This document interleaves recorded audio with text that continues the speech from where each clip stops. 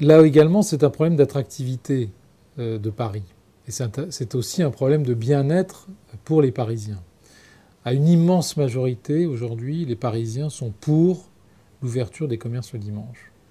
Donc, il y a un problème interne, qui est la satisfaction de cette volonté des Parisiens de voir les commerces ouverts le dimanche.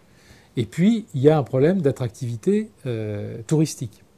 Puisque, prenez l'Eurostar le samedi soir, c'est très intéressant. Vous voyez un nombre incalculable de touristes qui partent à Londres. Pourquoi? Tout simplement parce que les commerces sont ouverts le dimanche à Londres. Ils ne le sont pas à Paris. En tout cas pour la plupart d'entre eux. Et donc, il y a une perte de pouvoir d'achat pour les commerces parisiens avec la fuite le samedi soir à la gare du Nord et le retour le dimanche soir de centaines de touristes qui vont dépenser leur argent, non pas dans Paris, mais à Londres. Et donc, il est absolument absurde de continuer à se battre contre l'ouverture des commerces à Paris le dimanche. Alors, Bertrand Delanoë saisit le Conseil de Paris les 6 et 7 juin prochains. Justement, est-ce que vous êtes confiant par rapport à ça? Je suis très inquiet, car la première mouture qu'il nous présente est extrêmement en retrait par rapport à ce qu'il faudrait faire. Moi, je me souviens quand j'étais étudiant et quand j'allais en Angleterre, le dimanche, c'était catastrophique. On ne savait pas quoi faire parce que tout était fermé. Les Anglais, il y a 10 ans, ont résolu le problème. Ils ont permis l'ouverture de tous les commerces le dimanche. Personne ne s'en porte plus mal. Au contraire, la population est contente. Ça crée un afflux de touristes. Ils ont réglé les problèmes avec les syndicats de salariés de manière à gratifier ceux qui travaillaient le dimanche.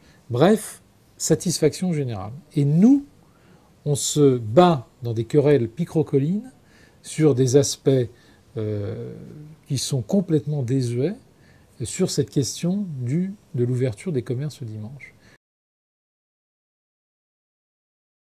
Donc nous allons faire une proposition au Conseil de Paris, le groupe Centre libéraux indépendants, nous allons faire une proposition d'extension des zones touristiques qui va beaucoup plus loin que celle que M. Delanoë va nous présenter. Combien de zones touristiques vous voudriez? Alors, l'extension des zones touristiques aujourd'hui pourrait concerner 5 nouvelles zones touristiques. C'est la présentation qu'en ont fait aujourd'hui les professionnels, notamment la Chambre de commerce de Paris. Je suis loin de la proposition d'un certain nombre de gens qui étaient d'ailleurs à l'UMP qui considéraient à un moment qu'il fallait que Paris soit une grande zone touristique et qu'il y ait ouverture générale partout de tous les commerces. Je ne crois pas que ce soit possible dans l'immédiat. C'est peut-être un objectif à atteindre d'ici 5-6 ans. Mais aujourd'hui, l'idée, c'est que l'extension doit passer par 5 nouvelles zones touristiques, notamment le boulevard Haussmann avec les grands magasins. Enfin, c'est absolument incroyable de voir que les grands magasins sont fermés le dimanche. C'est hallucinant pour une capitale qui se veut une ville-monde. Voilà. Et ça, M. Delanoë ne veut pas l'entendre pour des raisons idéologiques. Donc nous allons percuter très fortement cette position qui est une position totalement désuète.